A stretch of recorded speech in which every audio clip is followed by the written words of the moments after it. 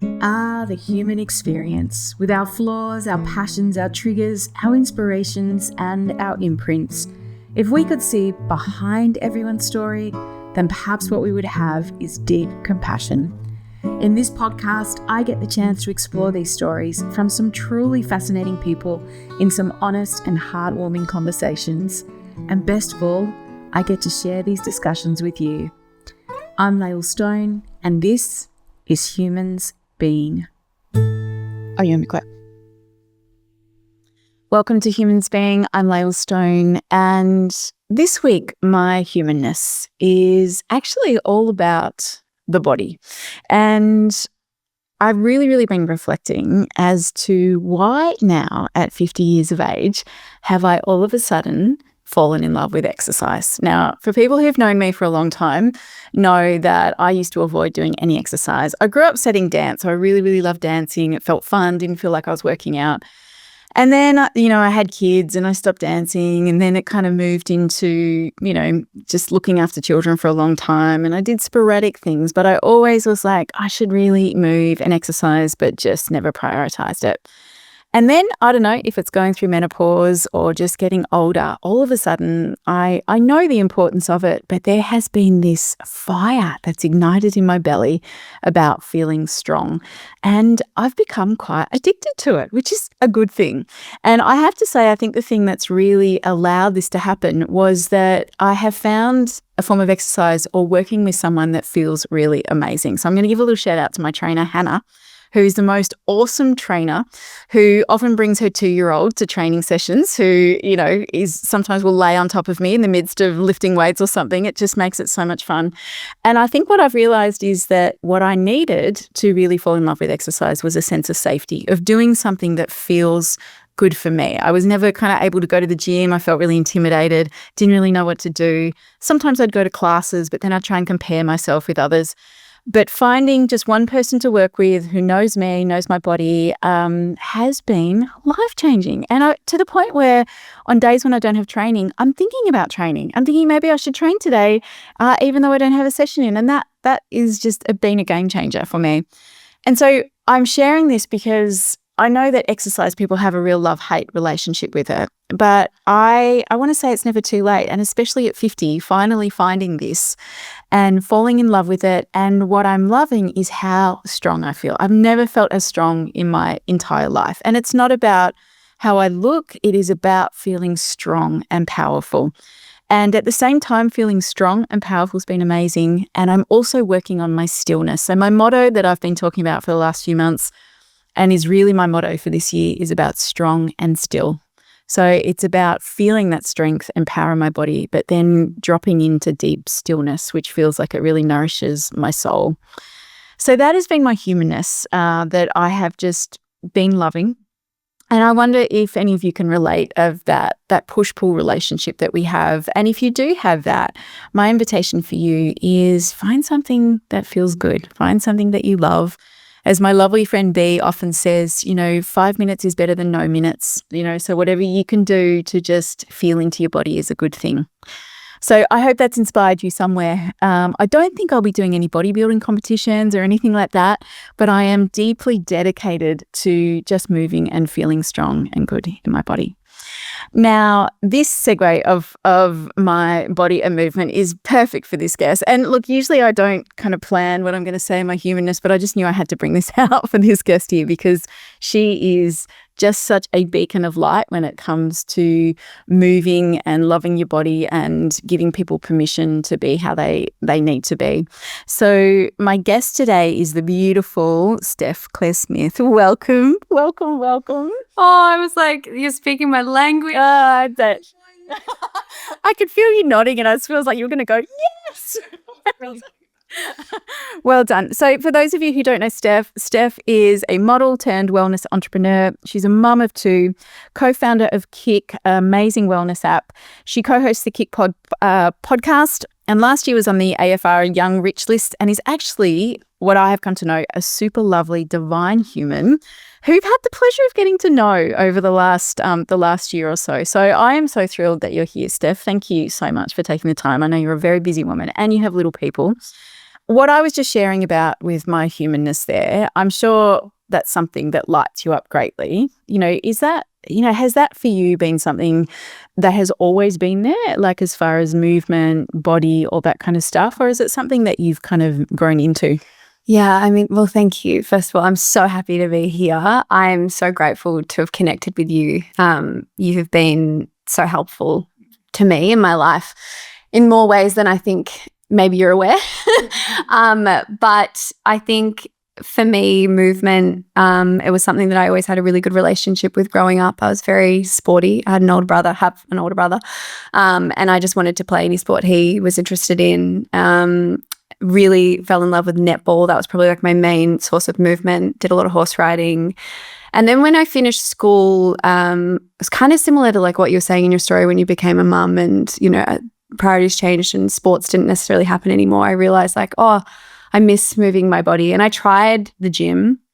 And initially it was because when I finished school, I got into the modeling industry and my body was changing as well. I was a bit of a late bloomer. So when I finished school at 18, I was still kind of like a little lean bean. I honestly looked like some 14-year-olds at that point, except I was tall.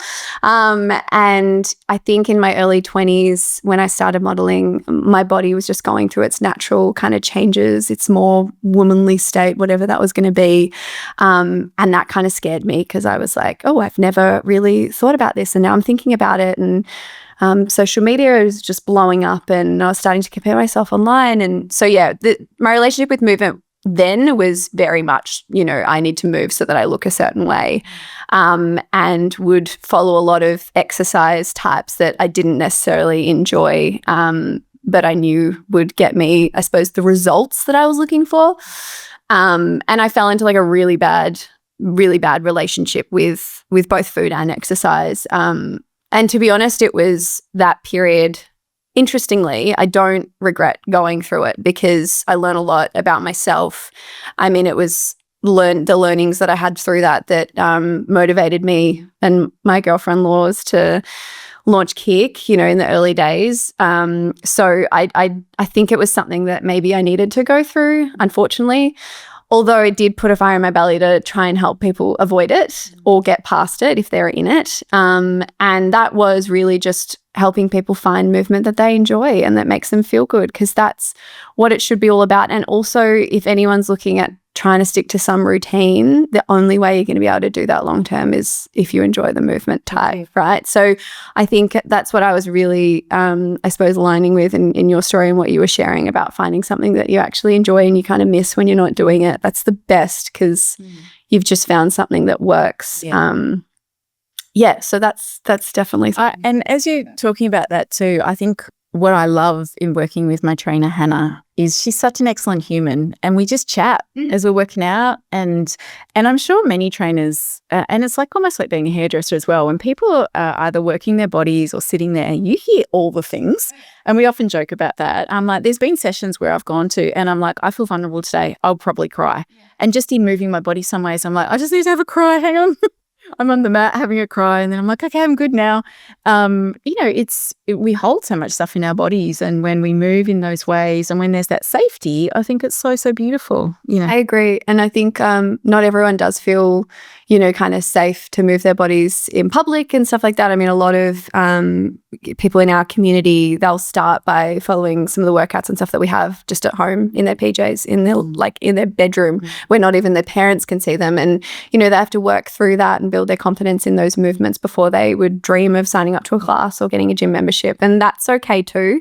But I think when they do get to that point, that they can feel worthy of that space that they're taking up and still have that relationship where they're kind of looking forward to it. And it's not to say like I'm, preaching all this stuff, but I have weeks where I'm so unmotivated and I'm completely out of routine. And that's got nothing to do with me not enjoying that movement anymore. It's more just like life happens and, happen, doesn't it? It's changed. Yeah. And I often think about, I don't really regret anything from my past, but the one thing that I wished had been different is I wished that when I was a young mum, I knew this, because I didn't move at all. I definitely had really crappy self-care, so I wasn't meeting my needs and I was so depleted. And I look back and think, God, there was a good 10 years there where I was either growing a baby, breastfeeding a baby, co-sleeping, all the things. And there was 3 kids in there and I was exhausted and depleted. And I think that had a massive flow-on effect for a long time.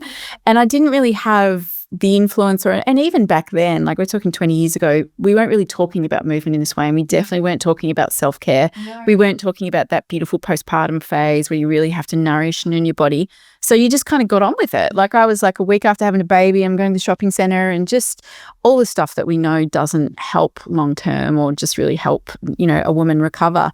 And I think that's, if I look back and I could change anything, it would have been having those supports around to get strong, to be a mum, because you got to be so strong, don't you? Like not only just lifting, holding babies, all that kind of stuff, but just for your mental health, for your body, it's so vital, isn't it? Oh, I think for sure. And I mean, you only really think about exercise in this way once you have found movement that you enjoy. I will say that because, when I used to look at exercise in almost like a punishment way, I didn't necessarily look forward to it or miss it when I was having an off week.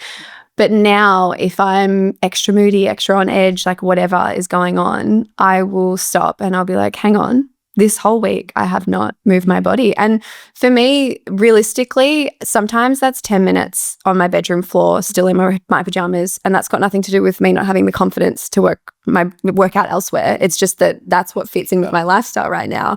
And that's okay too. I think it takes some time to rewrite these rules or boundaries, I think, that we put around what exercise needs to look like for it to count. Yeah.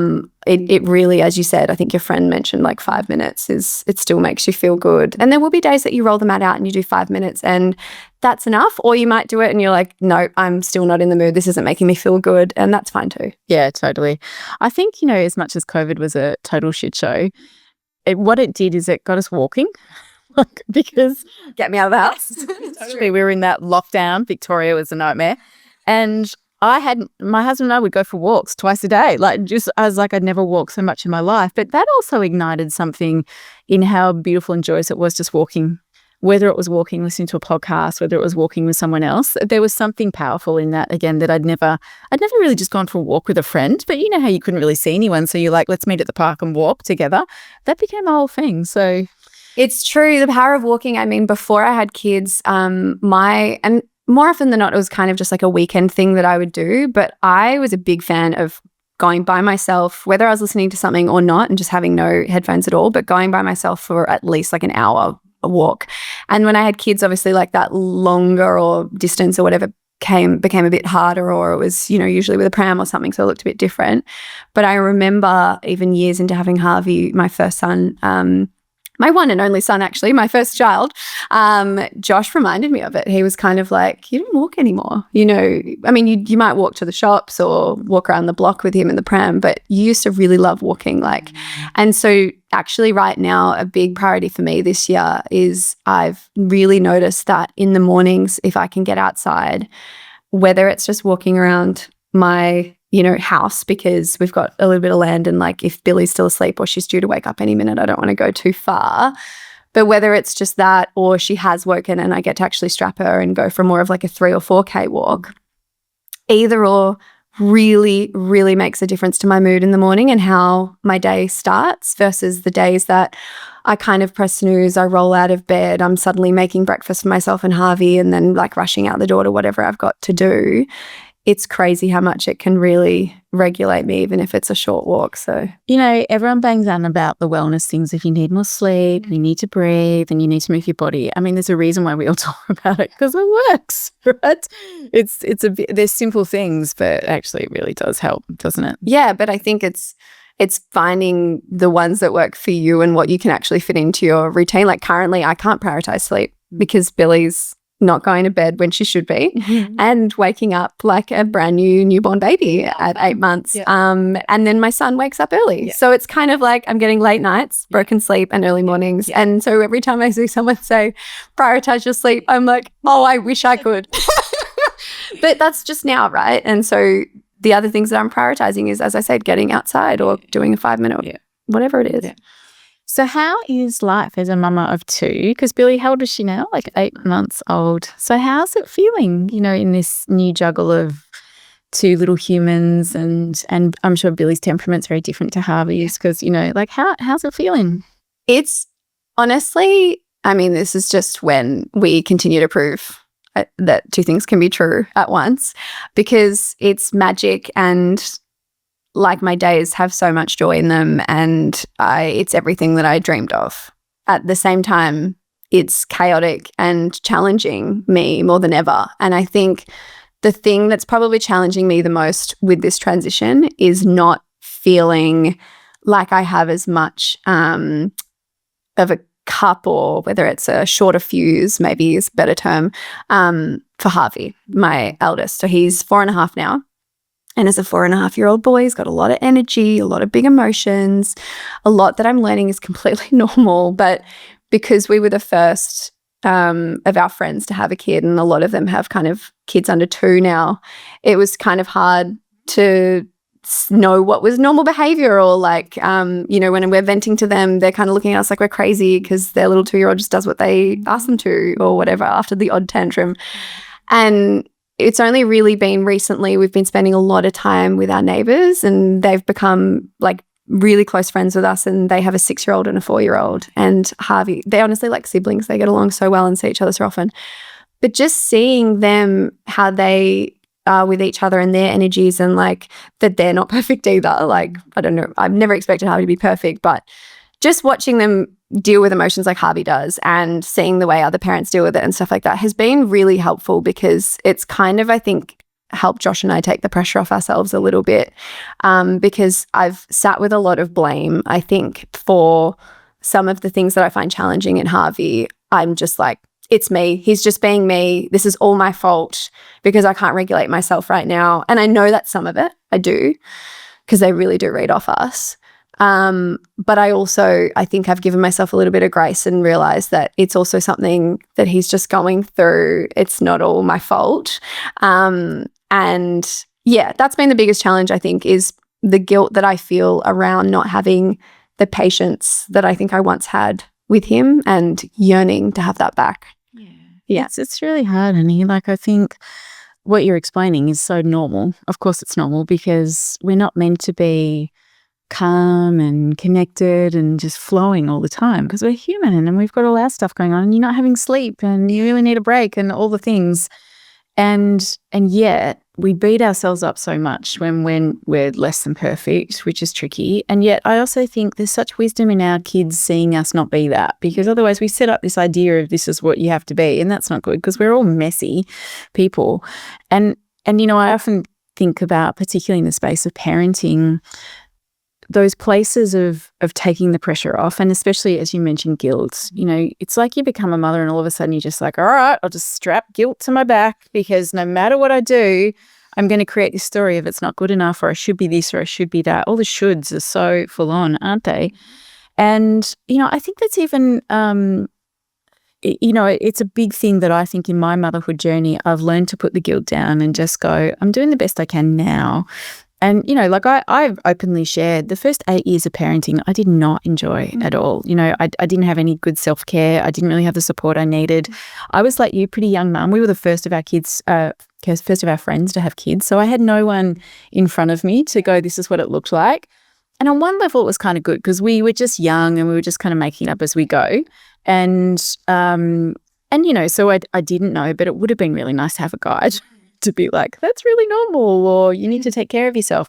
But it didn't really drop into me until I had my third child, and I was kind of 8 years into parenting, that this isn't going to work unless I take care of myself. And I got to put down that massive burden I'm carrying of I'm fucking it up, or I'm not going to get it right. And because that's actually not going to serve my kids. And all I can do is do the best I can in this moment. And, it's massive. Like, it's not really spoken about enough. It's this invisible burden that we carry. It's what gets me fired up around motherhood, because I think mothering particularly is one of the most important jobs in the world for our planet. And yet we don't support women in the way that they need. We don't give them the reassurance. We don't allow them to be messy in it as well, because we carry the shame and all the other stuff with it. it's a lot. It's a lot. And then when you have like working on top of it and this beautiful empire that you've created, and then we just add to the mix and let's all just show the world how we're doing as well. Then we've got this lens looking in on us as well. It's really, really big. It's really huge. And then when we can step back from that, I go, why are we even beating ourselves up? We are like super women because of what you're doing is absolutely extraordinary. Yet it really is, it's unpacking those systems around us, isn't it, that make us feel like we're failing or we're not getting it right. And I have this mixed, I think, feeling about, the online, how much we see about parenting. And in one hand, I'm so grateful for it because it's meant I've connected with people like yourself and Dr. Billy Garvey and learnt so much and learnt things in a very gentle approach way that's not judgmental in any way. And I think that's what I really love about working with both of you and chatting to both of you about stuff that we've been going through. Because I don't feel judged in any way or that we've necessarily been doing anything wrong. It's just learning. But then on the other hand, I'm like, when my parents parented, they didn't have, the internet kind of saying like, you shouldn't co-sleep, you should co-sleep. Don't think about giving your baby formula, like only breast milk, or no, formula is actually the way, it's the only way you're going to have a life. Like all these different mixed opinions that come up that are so divisive in parenting online is really loud and it's really hard to drown out. And I think, the way that the algorithm works as well, it's like you watch one thing and suddenly it thinks you're in that camp of parenting and that's all you get served. And then suddenly that's like truly what you start to believe. And that's really hard, I think, to work out, no, actually what feels right, like within and how when we're doing it versus like what the internet's telling me. So I think that's the other challenging part as well. And I'm just trying to really ensure that, what I am consuming, a lot of your content, is actually serving me and not making me feel bad about what I'm doing. I think that's such a beautiful point there is I always used to say to parents, we're either going to parent the way we were parented, we're going to parent the way that society tells us we should parent, or we're going to tune into our intuition and say what is right for me and what is right for this little person in front of me. Because as you would know, Billy and Harvey are completely different humans.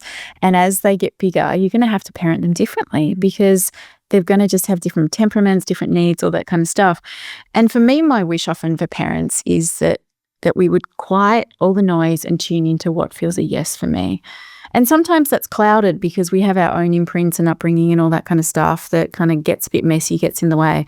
But if we could just step back a bit and tune into what feels a yes for me, then I think we would flow a lot more with it all. Yeah, the noise is really tricky, isn't it? Yeah. So what about also too, because you have a really public profile and I'm sure people give you unsolicited advice all the time. People, and especially parents, I mean, you mention anything about birth, breastfeeding, parenting, everyone jumps on board with their opinion of what it is and what it should be. I find that's the same too in this phase of my life, in the whole menopause phase. Everyone's got an opinion on what you should do, what you should not. Like, it's fascinating, right? We're all so highly opinionated about women and their bodies and what they should do. I mean, men don't cop any of this stuff. I just think they just move through their things.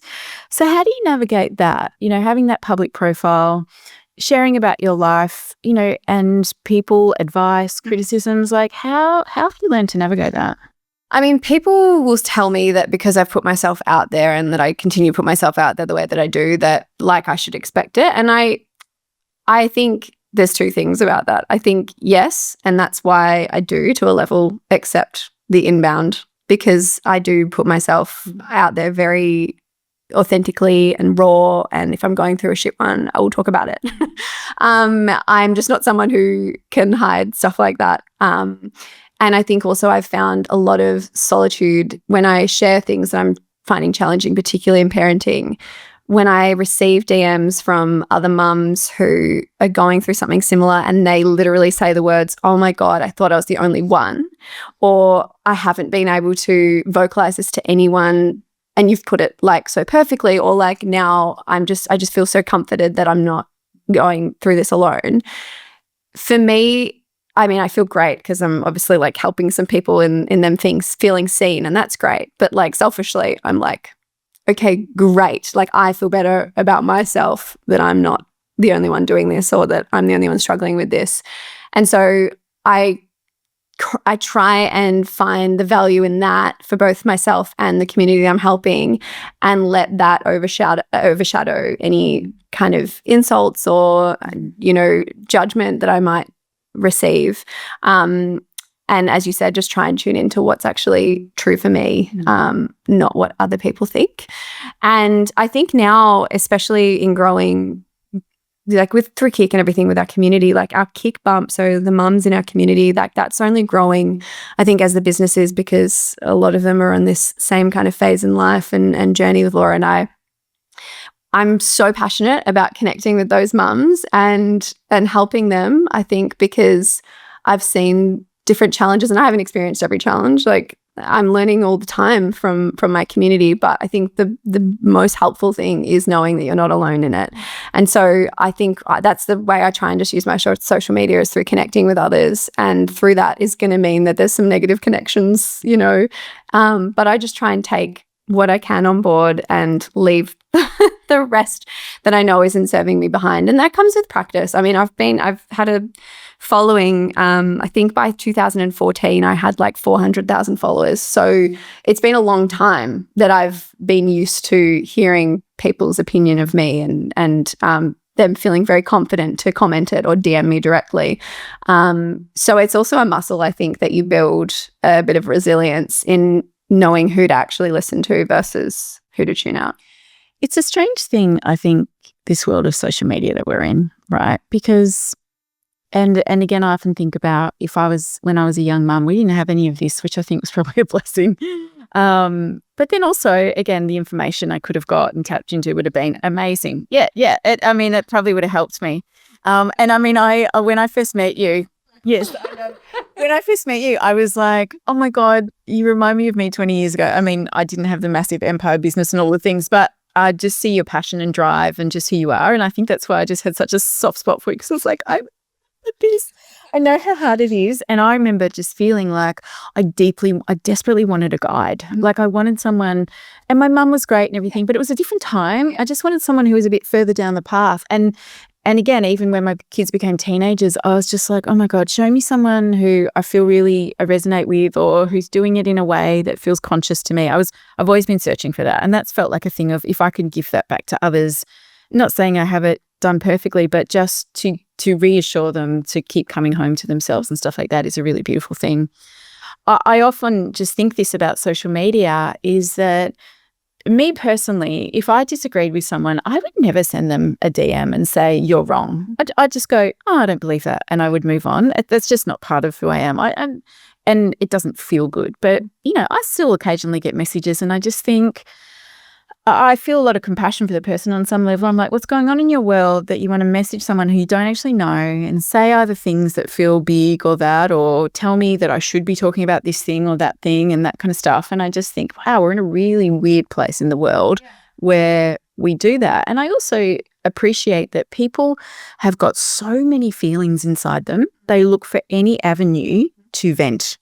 And so if you say, I'm going to do this, and they disagree with it, well, I've got a good reason to feel pissed off now, and I'm going to make it all about you. Yeah. And that to me is, I'm like, could we all please talk about that? Because I think, so much of my work is really about our accountability. What's going on for me? Why am I activated in that? What's that triggering in me? Yet what we often do, I think, in our society is we look towards people who have a profile and we go, here's a place that I can share my opinion, make you wrong, feel better about myself, instead of actually just like, what's here for me. Yeah, I 100% agree. I think, there's some things I see online that I find, if it's something that I'm incredibly passionate about and I find incredibly damaging outwardly, I've definitely messaged someone, but I always kind of try and take the approach of, I'll leave this here, and it's, take what you will. It's never insulting. I try to really think of like maybe what their life has meant to believe this, and maybe they've just never heard of the opposite opinion or whatever it is. And again, it's still really rare. As you said, most things and most people will agree with us on this. You scroll past something and you're like, oh, I don't know how I feel about that, and then just move on. The camps that are the loudest are the ones that are like either passionately on that side or passionately on the other side. And that's where social media, I think, can get really confusing and damaging, because it makes you feel like you need to be on one side rather than just thinking like, oh, I mean, each to their own. That's exactly it. Or I'm a bit of this and a bit of that. I mean, I think we're in this time of real polarization. You either belong here or you belong here. And I actually don't think the majority of the world is that. I think there's a small minority in each camp, and actually a lot of people sit in the middle within it.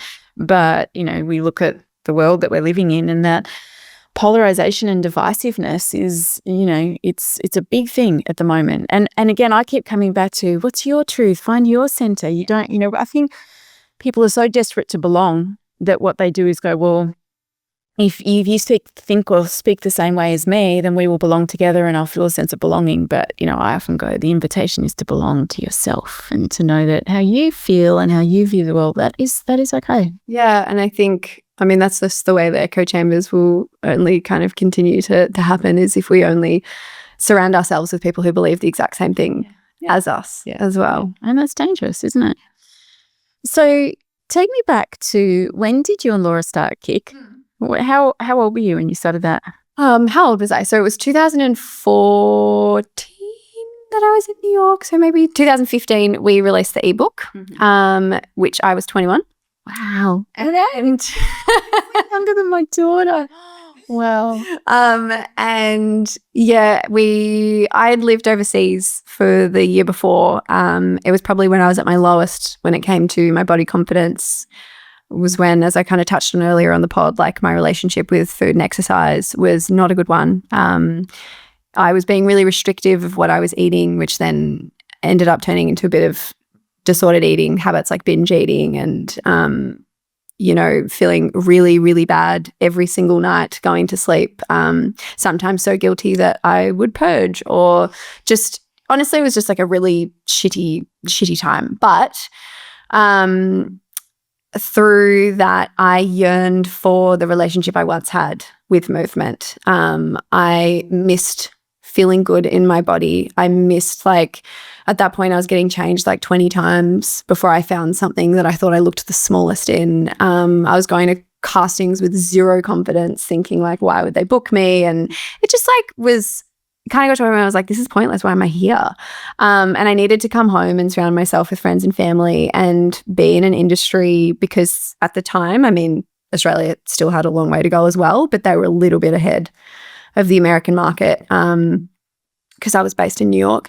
When it came to modelling, it was a little bit more diverse, still had a really long way to go. It has made a lot of ground since, which is great. Still could do more, of course.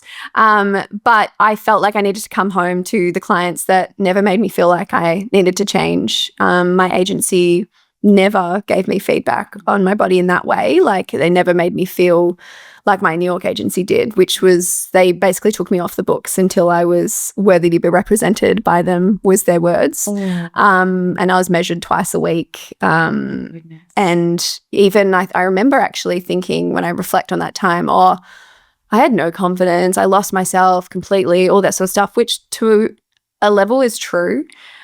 But the part of me that still really knew myself and was like in tune with like right and wrong, I think still lived, because I found these old emails not too many years ago to my agent at the time. And I think this was at the point where I was getting a bit frustrated and not really understanding what I was doing there. Was I even started to say, look, if my body's not where it's meant to be, can you send me to like beauty clients or hair clients, or like, I'm happy to do some hand modeling. Like, honestly, just I want to be working. And, you know, when they were kind of not even really receptive of that, that's when I think I was getting a bit like, okay, this isn't serving me anymore. I used to love this job and now I'm starting to hate it. I just miss having fun with it and enjoying it. So I came back home. My agency was really comfortable with where I was at. In fact, I think I needed to gain weight when I got back to Australia. And I just remember even like walking onto a set, and I think it was like with Bras and Things, which they were a client of mine for so long. And I think were really ahead of the game when it came to body diversity as well. So it was a really lovely client to work with. But, you know, they would have like chocolates and sandwiches and like all of that sort of stuff on set, like just normal food and offered you that and all that sort of stuff. And it just coming home to that. And I know that's not everyone's experience in the Australian the Australian modelling industry, but it was mine. It just made me, tap into it being fun again. But I was really still lost with, okay, so what does food and exercise look like for me now? And honestly, connecting with my community, the following that I had at the time, and being open about where I was at. I remember making a YouTube video and talking about my binge eating habits and stuff like that. I opened up on YouTube before I did with like my closest friends and family, which is, people are like, what? That's so weird. But I don't know, I had this weird shame in sharing it with loved ones, and I think a deep worry that I was going to make anyone feel, and I know my mum felt this, which makes me so sad every time I think about it.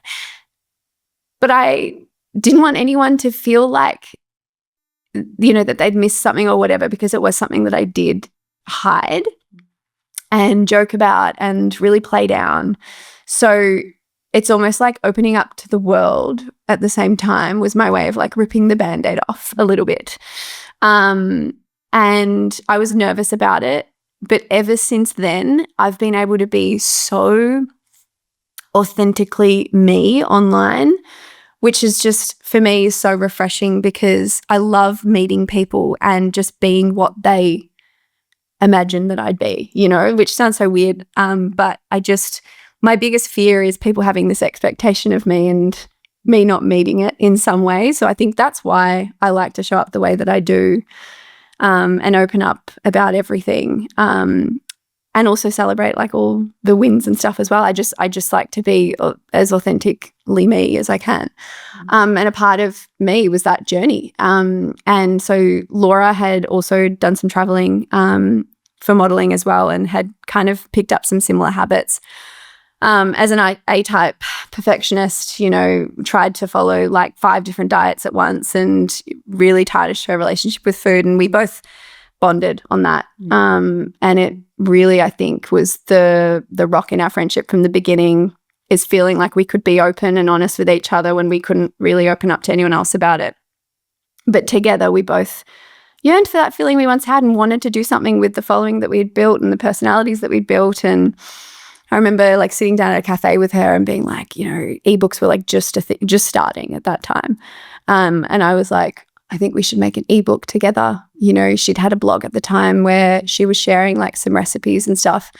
And then I liked her recipes and I did my own cooking, and I was like, we can just put some recipes together that we love, you know, with no calories on it, and just good food and like yummy food, and just see how it goes. And she was like, no one's going to buy it. Like, why would people buy it? And I'm like, well, you never know. And it honestly, it was really exciting to see it so well received, because it was just a passion project with, you know, obviously a really great intention behind it, but with no expectation of where it was going to lead to. And from there, like, I love that you keep calling it an empire, because I'm like proud to say that I believe that to be true. Whereas if you'd said it a couple of years ago, I'd have been like, oh no, it's just an app and a podcast, and, you know, we've had some products and like, but no, I do.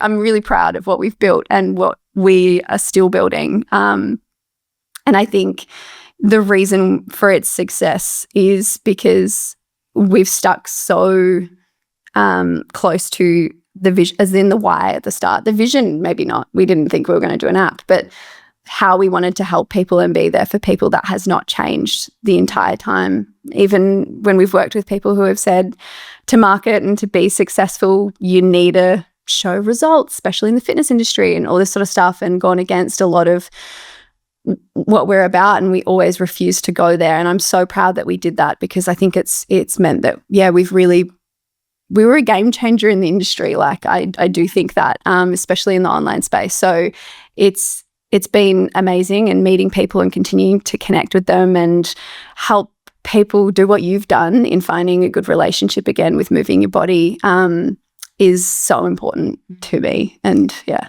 It's such a beautiful legacy that you've created. And I really I really just love sometimes the beautiful tenacity of what we have when we're young and we don't know, right? So like, you know, maybe at 35, you're like, I might start an app, and then all the doubt comes in, but I don't know, but like when we're younger, there's something really beautiful about we don't know any different.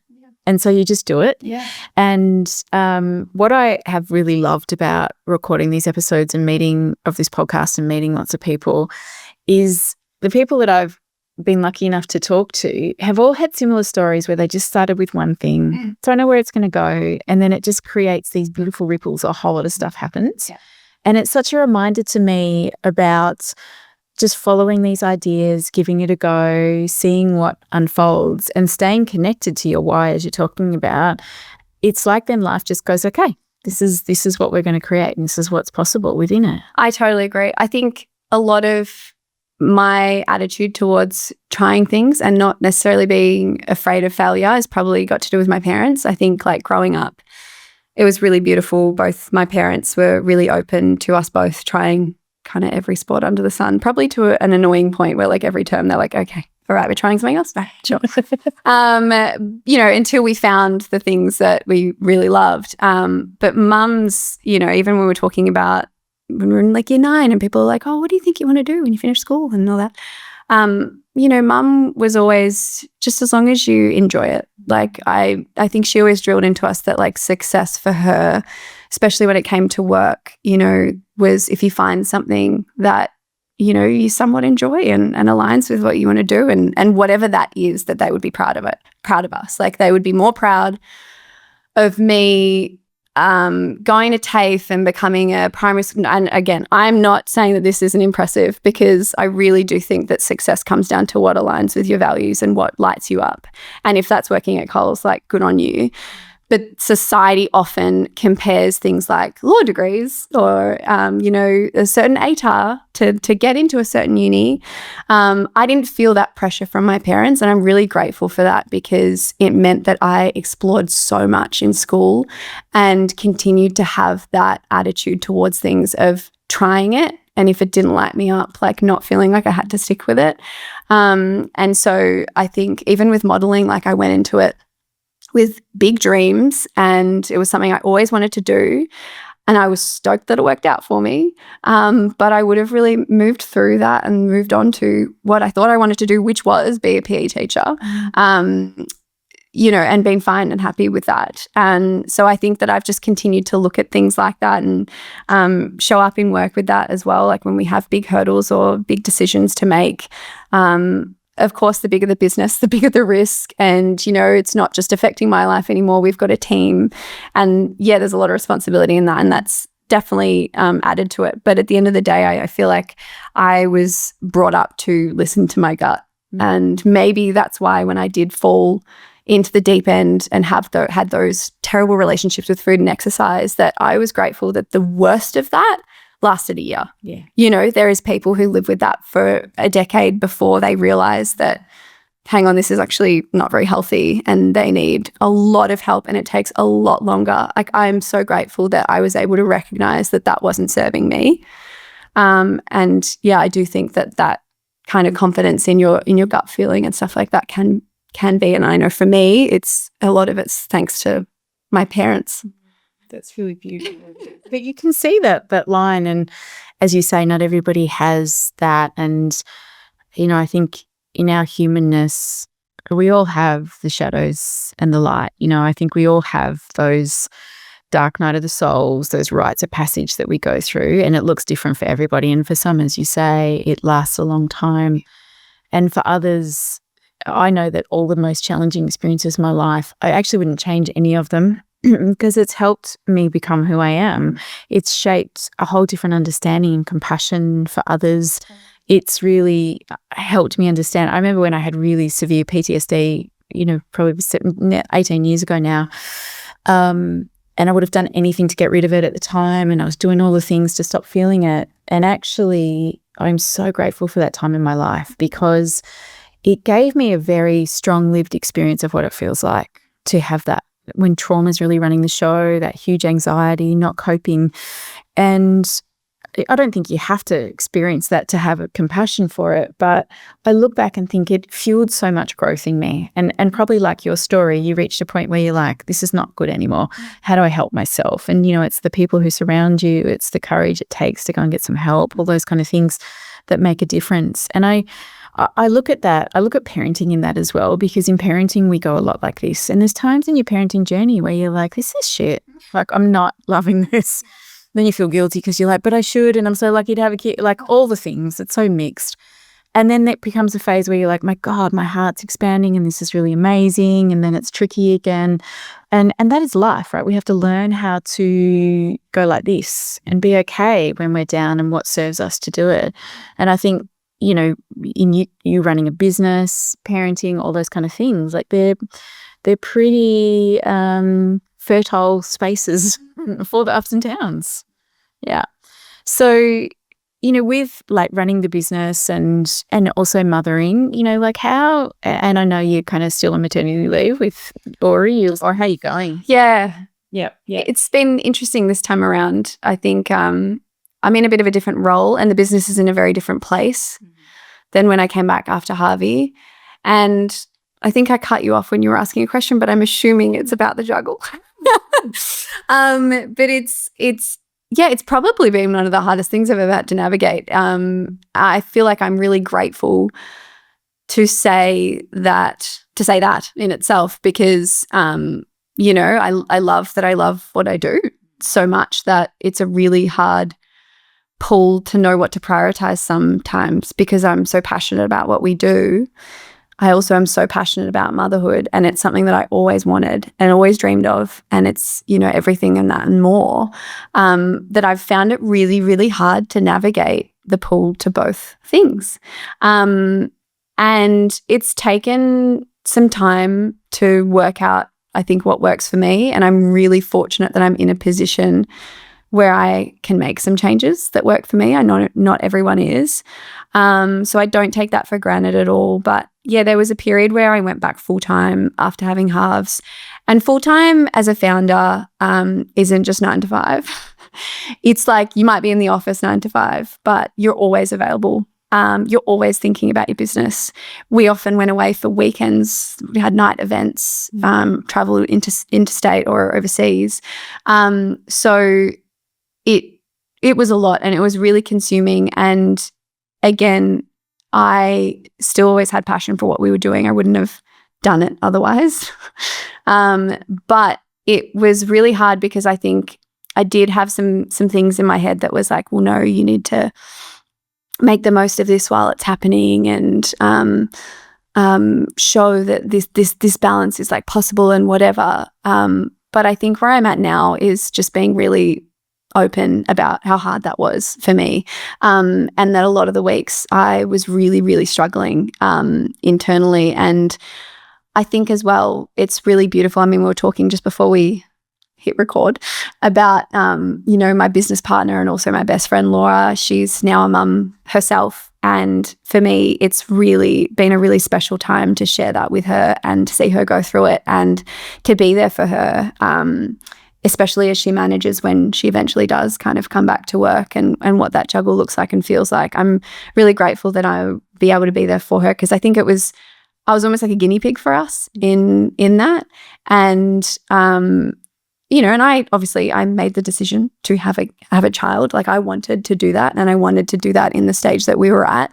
But the next couple of years that followed, there was a point where we were trying to raise money. That meant like a lot of interstate trips, a lot of like really stressful conversations around boardrooms, and just a lot of extra work on top of the normal load and pressure, I think, on responsibilities and stuff like that. And I think that for me was a really tough time, because I really wanted to show up for not just the community and the team, but for my friend, and in-laws, and knowing that she was pouring everything into work at that point.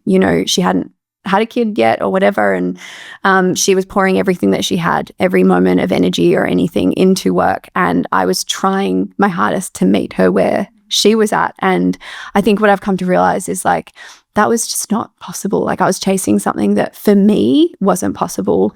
And I think it's okay to admit that, work fulfills me, but for me personally, like nothing feels me like motherhood, but also nothing challenges me as much as motherhood. And so I think where we've got to is really beautiful, because in our working relationship and in our friendship, we've been able to be really honest with each other, and it's taken time to get there. But through a lot of those honest conversations that we had, you know, I was able to make some changes at work and still show up and be more driven than ever, and, you know, really feel like I'm adding value to the business. And yet I'm still filling my cup at home and feeling like, you know, I'm doing enough for me to, you know, fulfill my needs and wants and everything. And even more recently, you know, stepped into a bit of a different role because we've appointed a new CEO. And even that has just been this phenomenal change, because the flexibility that it's given me has just given me even more drive to what we want to do and where we're going with the business, which is really exciting. But it's also given me the time to be able to fill up my cup at home, which I've found over the years is kind of, it's detrimental for my mental health and for my drive at work. Like, it's just necessary for me. But it's been really hard. And, you know, people still to this day kind of ask me, like, what's your advice? And it's really hard to actually give advice other than, you know, as you said, go inward, try and find like what aligns with your values. Because I realized my values was family, and I was not prioritizing family for a few years there.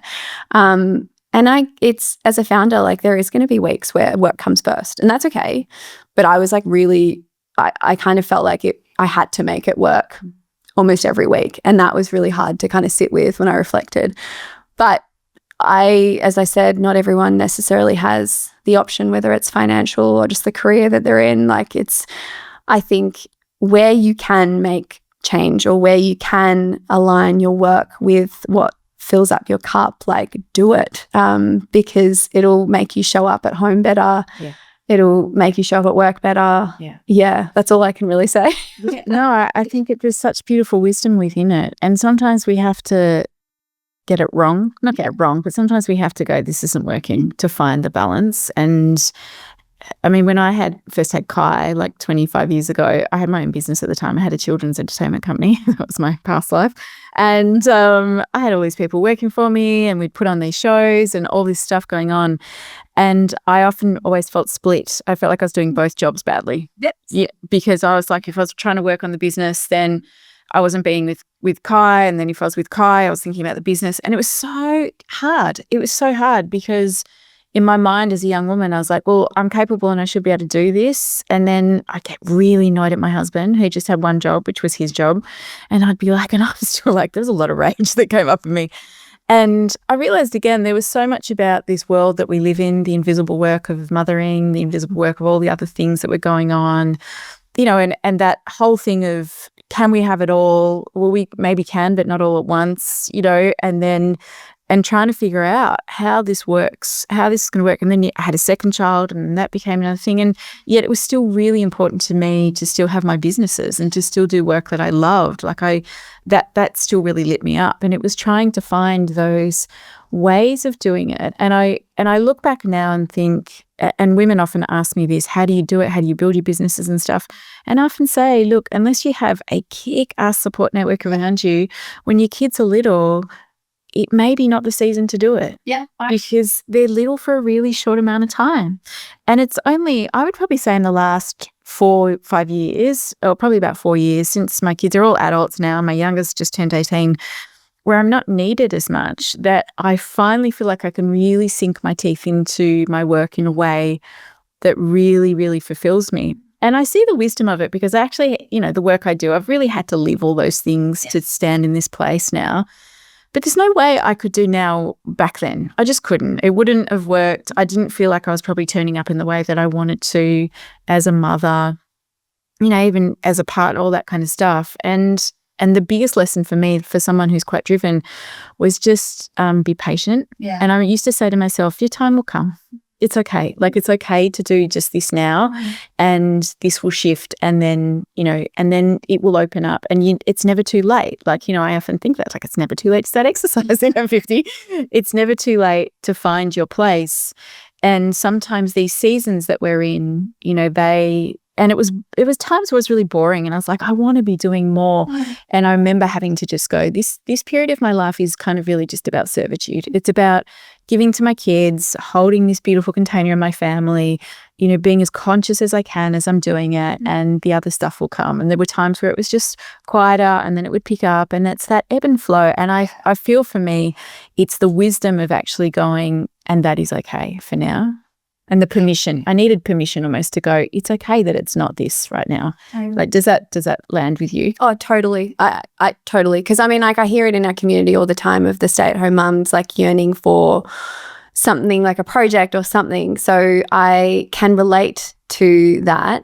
But I think giving yourself grace and being patient with what that looks like, and knowing that you might not sell a company in the first, you know, year or two, or if you do, I don't know how the fuck you did it. But like, you know, it might not look like that. But you can tap into something outside of it. But again, as you said, it takes a village and it takes that support. I would not have been able to, I already struggled as you know, with the 5 days a week and et cetera. Outside of that, I already struggled even with my husband as a stay-at-home dad. And so I could not even fathom throwing into the mix my husband working full-time and, you know, one of us doing the drop-offs and kinder or daycare or whatever it was 5 days a week, which I know is a lot of people's reality. So I want to point out, like, I'm very aware that my situation is getting rarer and rarer, especially with what's happening in the world. Like, it's almost always both parents have to work. So I'm really grateful for that. And that is a huge reason why I was able to do what I was able to do. Didn't mean I wasn't struggling behind the scenes, but yeah, none of that would have, I can't even imagine it. I could not even imagine how much harder that would have made things without his support and without our flexibility and being able to do that. So you're so right in that if you do have these passions, like, find ways to dip your toes in, take the pressure off, and know that your time will come. I mean, even our I hope she doesn't mind me saying this. I think she won't. But our new CEO, Janie, who's you know, she's been a coach of ours and has been advising us for Kick for the last 2 years. So it was a really natural transition, I think, for us to be able to appoint her in that role. It's been amazing, and we're so grateful that it's her. But her youngest is, you know, just turned 18. She had 3 boys, and you know, not necessarily all, you know, not living at home anymore or anything like that. But as you kind of said, she's felt this like next wave of spark of energy, and she had that towards Kick and what we wanted to do. And which is why, you know, she took the role and everything. So it is something that can come with time as well, those bigger projects or opportunities. And I think I think we forget that. I think we think that if we prioritize our kids in these times that we're going to fall behind too much. And of course there's polarizing ways in which that can happen. But I think, you know, there's definitely ways that you can manage the balance and just take the pressure off, because it's a really hard time. It really is. And I love that you say that. And you know, I think that big split with women often, and you're right, like, some have to work and some are working jobs that they don't love, but they have to put food on the table. Like, it's hard. There's no doubt that it's hard. It's very different to how we were raised. It's different to how our grandparents were doing it. You know, women mostly just stayed at home, looked after the house and raised the kids, and there wasn't all the extra pressures we've got. Like, so we're living in this really, really heightened time where there is a lot of pressure, and then everyone's looking, are we appearing like we've got it all together? I mean, there's just so many layers to it. It's really, really complex.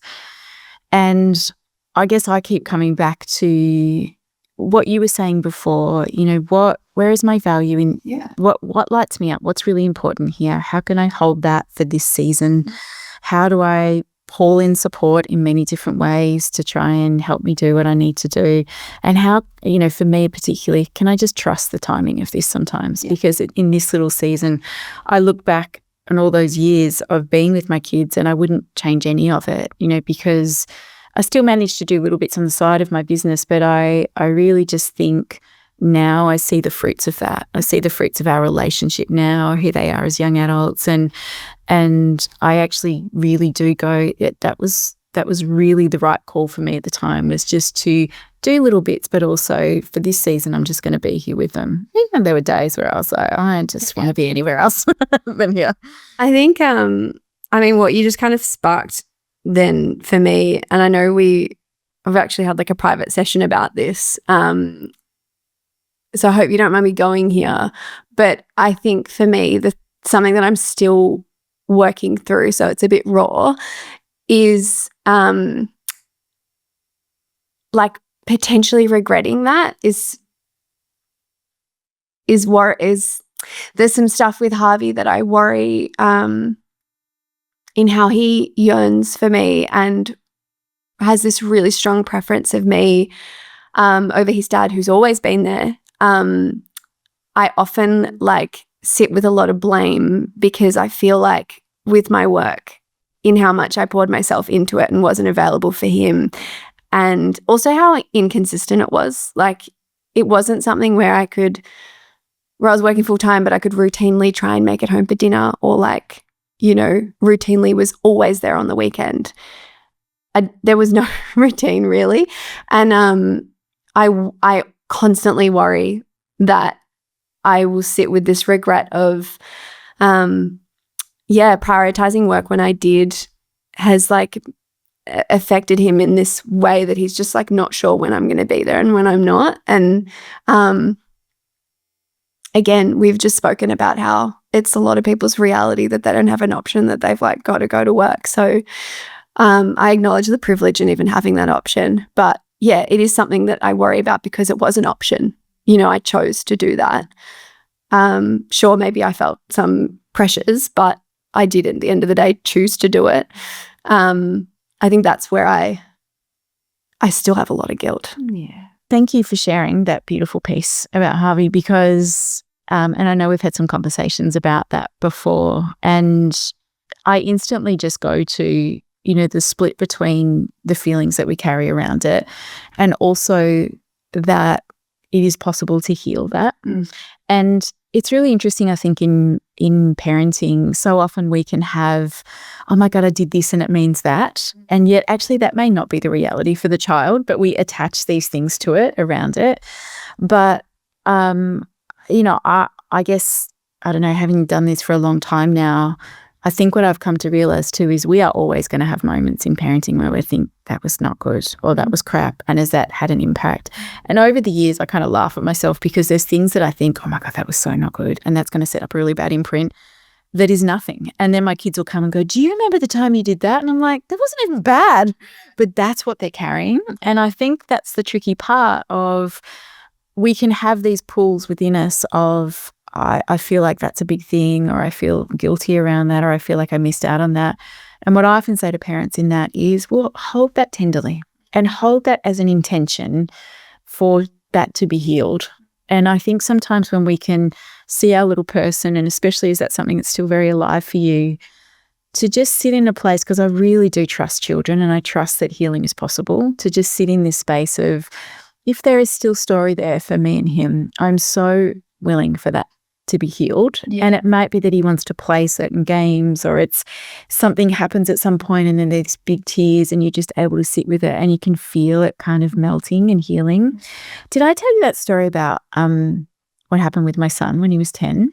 I don't know if I've told you that story, and this is a good story. I have spoken about this before, and it just reminds me of this, of that those first few years of parenting for me, I was pretty disconnected. Like, I was going through all the motions. I was feeding and I was doing other things, but I was probably in shock for the first few years because I was like 25, running the business at the time. I'd had a really crappy birth. Like, there was a lot going on. And so even though I deeply loved my son and would do anything for him, I didn't feel really in love with him. And then I'd look at my husband who was just so in love with him, and I'd be like, and so that felt tricky. And then I had a second baby, a little girl, and Indy came along and I fell in love deeply. And then I felt bad because I didn't have that with Kai. And then all those things kind of came about.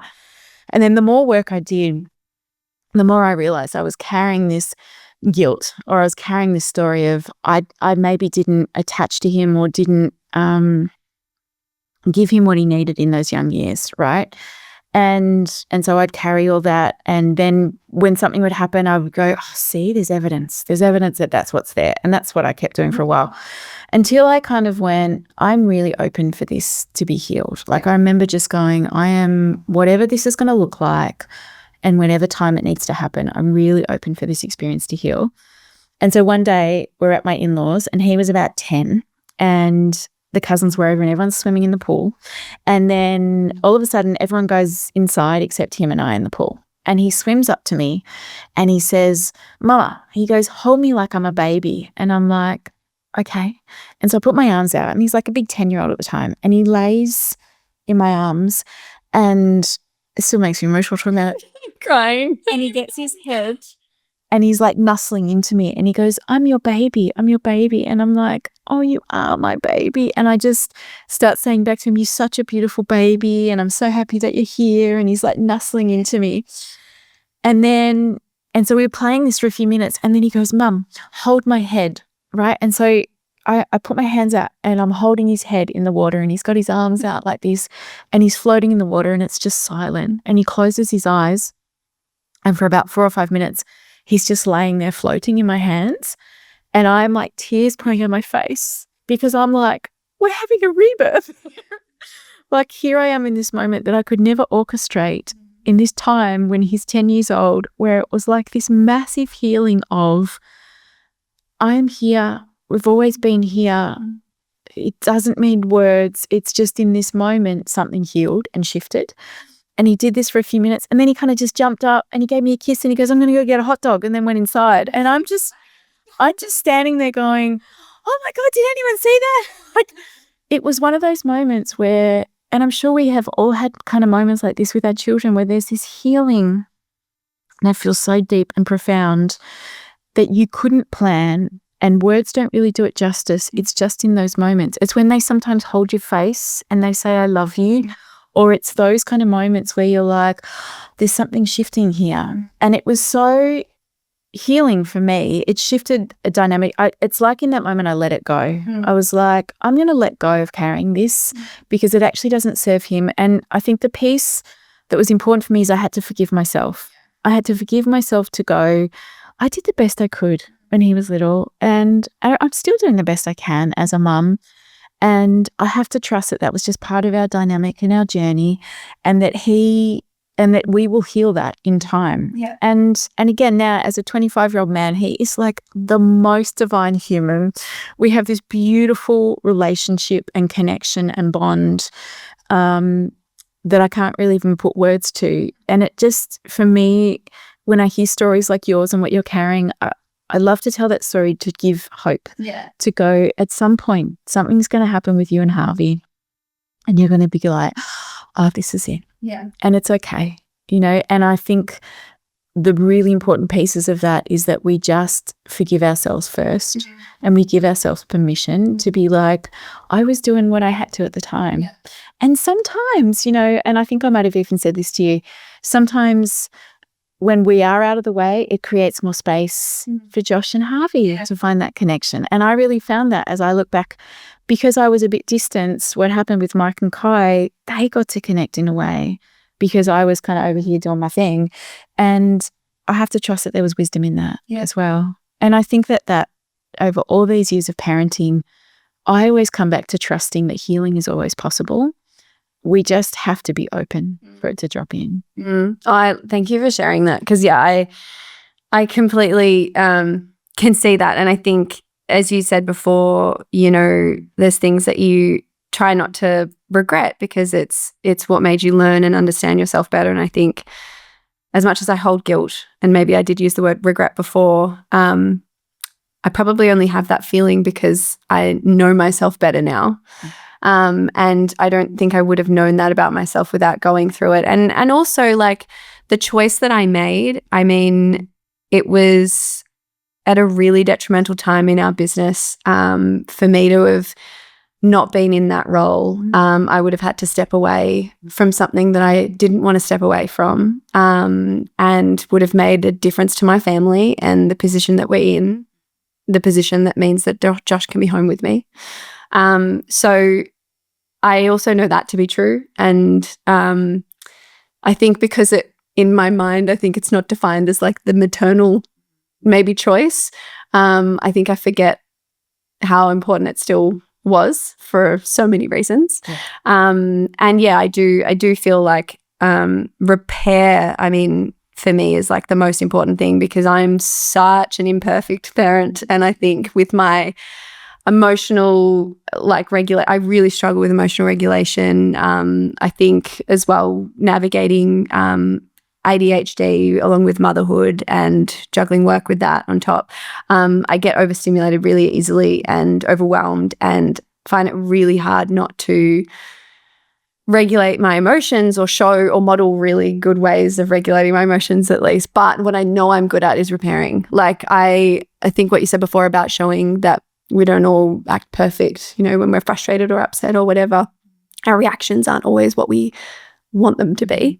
But I know I'm good at like repairing with Harvey and coming back to that. And I think that's been something that I am kind of keep coming back to and like being proud of myself in, because yeah, it's meant that we do have a really beautiful, strong bond. And yes, I do feel like in ways that I've damaged him, but I feel like, as you said, there's probably moments of parenthood where you will always look back at something that you've said or done and been like, that wasn't it.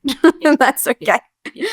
And I think too, you know, so much of the parenting dynamic is, yes, how we turn up for our kids, but it's also the internal stuff that we carry, our inner voices, our imprints, all that stuff. So, you know, we always have to do two parts with it. And much like your story of that 21-year-old you know, who was going through a really tough time, like I can imagine now, as the age you are, you would look back and you have so much beautiful, kind words to her, because you're like, oh, honey, you needed, you know, some guidance, or that was not good for you.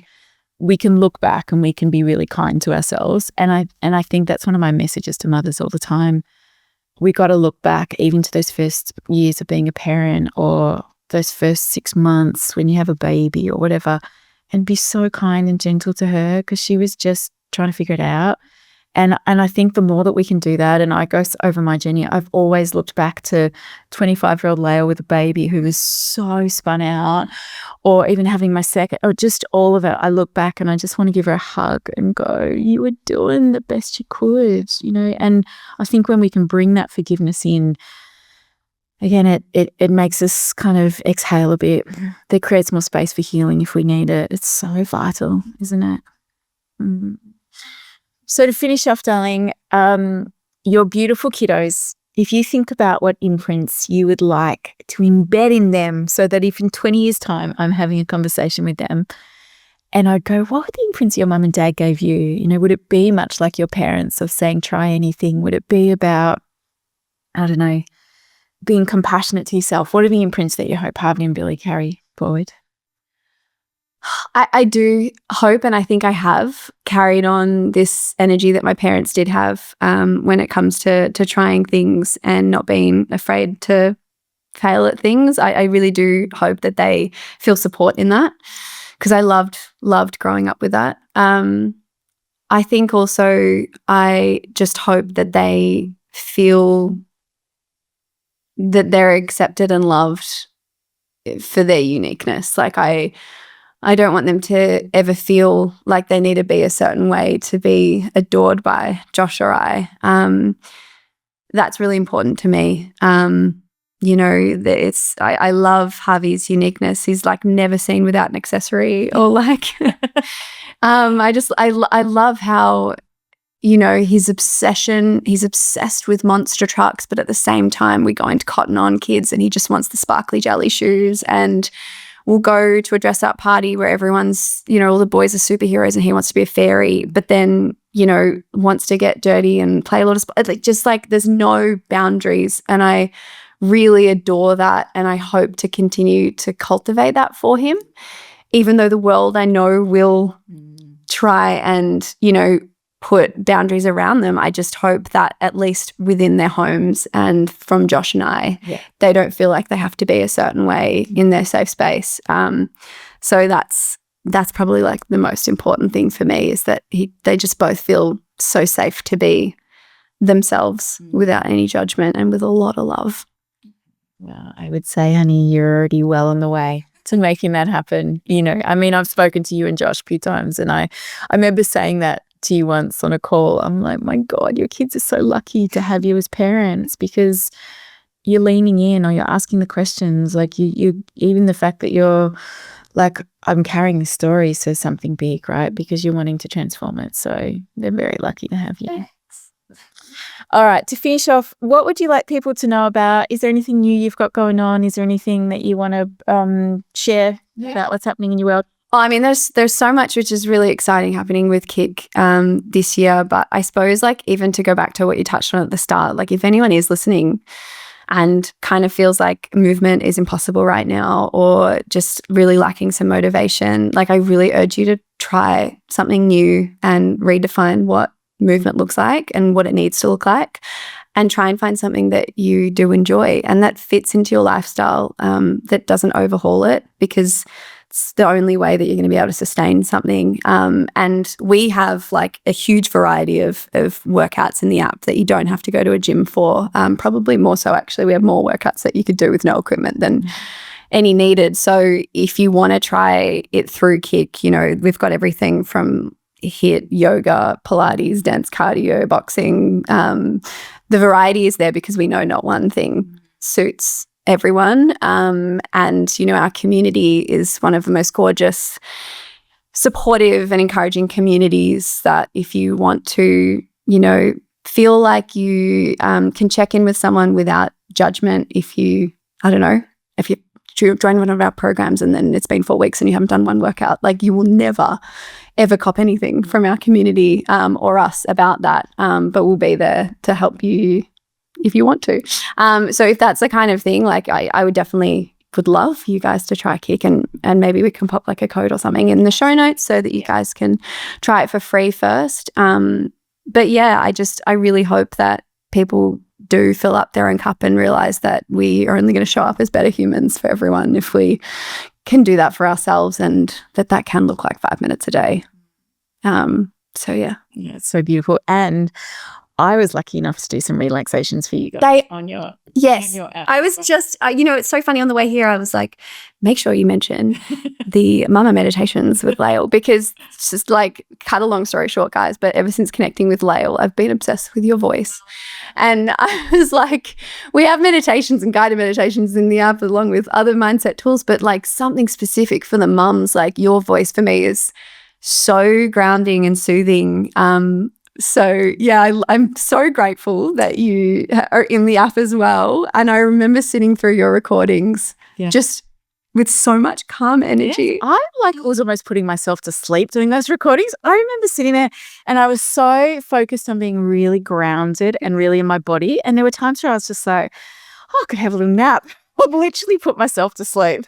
Yeah, really inspiring, to be honest. The breaths that you took between takes, I was like, this is amazing. So yeah, they are in there as well. Yeah, lots of different tools and stuff to hopefully help you go inward. You know, and even value setting now, actually, that's a new thing that we brought in this year. I did see that. That's amazing. Yeah. So, you know, a lot of the fitness industry, particularly when it comes to goals and everything, there's a lot of rules on what that looks like. But for us, we really wanted to lean into, you know, setting your values first and understanding what's important to you, to then inspire those intentions you want for the year. So there's that in there now as well. It's amazing. I think you guys, I mean, just not only what you and Laura are doing is really beautiful, but I think you're such a beautiful beacon of light, Steph. Like, I really, like, you are how you appear online. Like, you know, you are authentically you and real.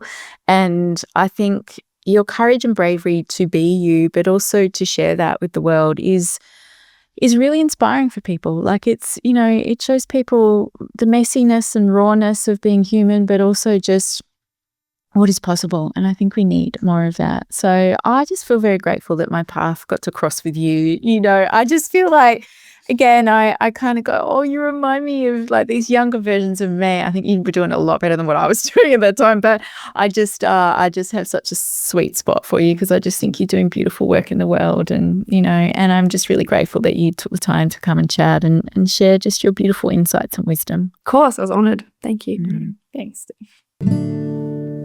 I really adore Steph. I think she is such a beautiful, genuine, authentic human. I've been fortunate enough to meet her quite a few times, and what you see online is absolutely what you get in person. And what I loved about this chat is just her realness and how candid she was around the challenges she's found in motherhood. The dance between running a business, being the mum you want to be. I think many people can relate to that, and I also really relate to that from my own journey.